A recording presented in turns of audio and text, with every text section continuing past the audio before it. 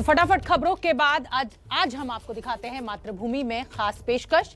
आज बात भारत की एक और नई ताकत की करेंगे जो नौसेना को मिलने वाली है, जो हिंद महासागर में चालबाज चीन को चकमा देगा, जो अरब सागर में पानी में पाकिस्तान को पस्त कर देगा। उसका नाम है आईएनएस वेला, जो नौसेना में शामिल होने वाला है। नौसेना को पानी के भीतर और ताकतवर बनाने वाला है। समुद्र में उतरने से पहले, नौसेना में कमीशन होने से पहले एबीपी न्यूज आईएनएस वेला पर पहुंची और उसकी खूबियों, ताकत और उसके आधुनिक हथियारों के बारे में जानकारी ली। तो आईएनएस वेला से हमारी यह खास रिपोर्ट देखिए।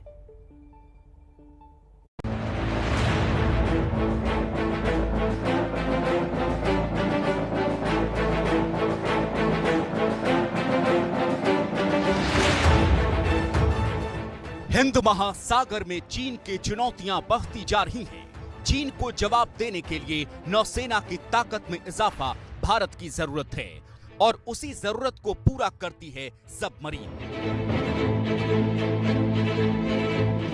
जो चीन की हर चाल पर पानी के भीतर से पैनी निगाह रख सकती है। नौसेना की ताकत के मामले में चीन अमेरिका को पीछे छोड़ रहा है और जब ऐसा खतरनाक दुश्मन अपना पड़ोसी हो तो भारत के लिए अपनी ताकत में इजाफा करना और भी जरूरी हो जाता है। इसीलिए पाकिस्तान के साथ साथ चीन को जवाब देने के लिए भारत की एक और सबमरीन समंदर में उतर चुकी है। नाम है आईएनएस वेला।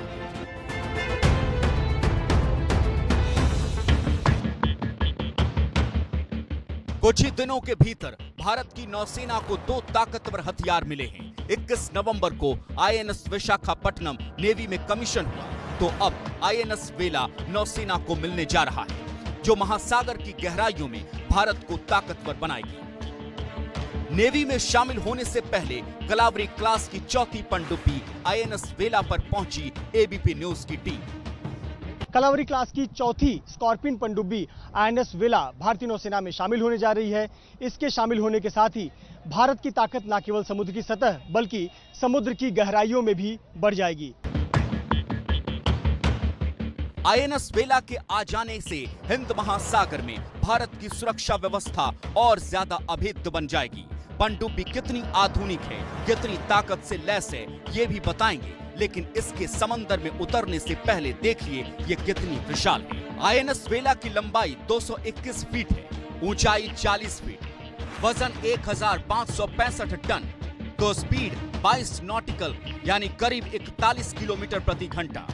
आईएनएस वेला की मशीनरी सेटअप में करीब 60 किलोमीटर लंबी केबल का इस्तेमाल किया गया है। स्पेशल स्टील से बनी सबमरीन आईएनएस वेला स्टेल्थ टेक्नोलॉजी से लैस है, जो दुश्मन की रडार की पकड़ में नहीं आती। पानी के भीतर 350 मीटर की गहराई में जाकर भी दुश्मन का पता लगाने की क्षमता रखती है। ये किसी भी मौसम में अपने टास्क को पूरा करने की ताकत रखती है। आईएनएस वेला में 2 KW डीजल इंजन लगे हैं। ये 45 से 50 दिनों तक पानी के भीतर रह सकती है।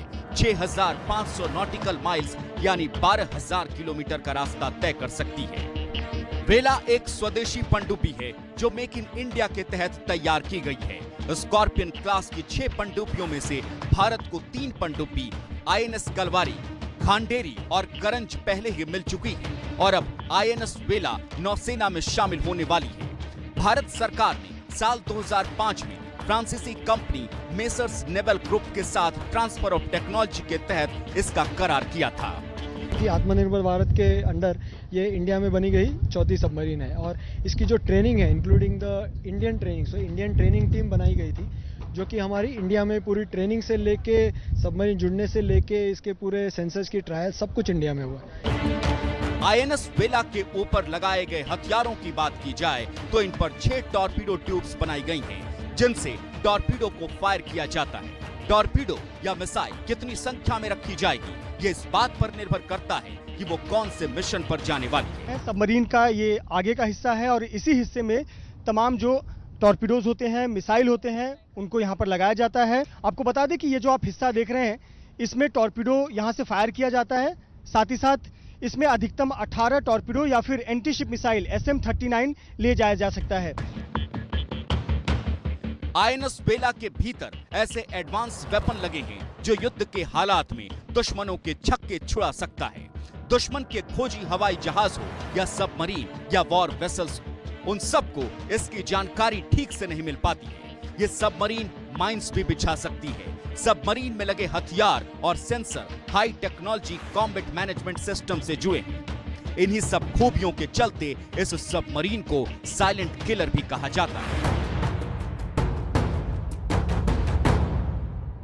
ये साइलेंट किलर इसलिए जाना जाता है क्योंकि एक तो इसके पास बहुत ज़्यादा एडवांस वेपन सिस्टम और सेंसर्स हैं। से इसके जो सिस्टम्स एंड सेंसर्स हैं और मशीनरी है उसको साइलेंट बनाया गया है। इसको शॉक माउंट्स पे वगैरह माउंट करके ताकि दुश्मन इसको डिटेक्ट ना कर सके। एंड जो सेंसर्स इतने एडवांस हैं हमारे रडार्स और सोनार्स और जो अलग अलग एक्टिव सेंसर्स हैं जिससे हमें आसानी होती है दूसरी शिप को और सबमरीन को डिटेक्ट करना।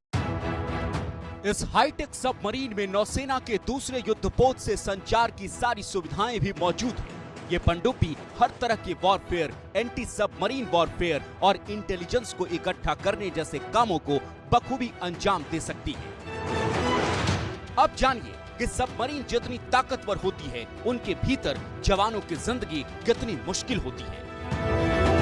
लेकिन देश प्रेम से ओतप्रोत हमारे नौसैनिक 40 से 50 दिनों तक पानी के भीतर इस मुश्किल जिंदगी को खूब एंजॉय करते हैं। सबमरीन पर करीब 40 लोगों का क्रू एक साथ काम कर सकता है, जिनमें से 8 से 10 ऑफिसर होते हैं। सबमरीन में जगह कम होने के चलते कई बातों का ख्याल रखना पड़ता है। जवानों के सोने के लिए अलग अलग कंपार्टमेंट होते हैं। 3-3 घंटे की ड्यूटी के बाद जवान 6 घंटे का ब्रेक लेते हैं। जहां तक हो सके पानी का इस्तेमाल कम करते हैं। हमें पानी का काफी रिलीजियसली यूज करना पड़ता है। पानी हमारे लिए सोने के बराबर है और प्लस हमें ये इंश्योर करना पड़ता है कि हम ज़्यादा आवाज़ ना करें सबमरीन के अंदर और अपने अकॉस्टिक सिग्नेचर को जितना कम रख सके उतना अच्छा है हमारे लिए। यहाँ पे हम हॉट बंकिंग करते हैं। ये कॉन्सेप्ट पुराने सबमरीन पुराने ज़माने से है। एक आदमी वॉच पे रहता है और 2 आदमी सोते हैं। जब दूसरा आदमी उनको रिलीफ जब उनकी ड्यूटी आती है तो वो चले जाते हैं और उनको एक गर्म बिस्तर मिलता है। सबमरीन में किचन को गैली कहा जाता है। यहाँ खाना बनाने में भी काफी सावधानी बरतनी पड़ती है। ज्यादातर उबला हुआ ही खाना बनता है।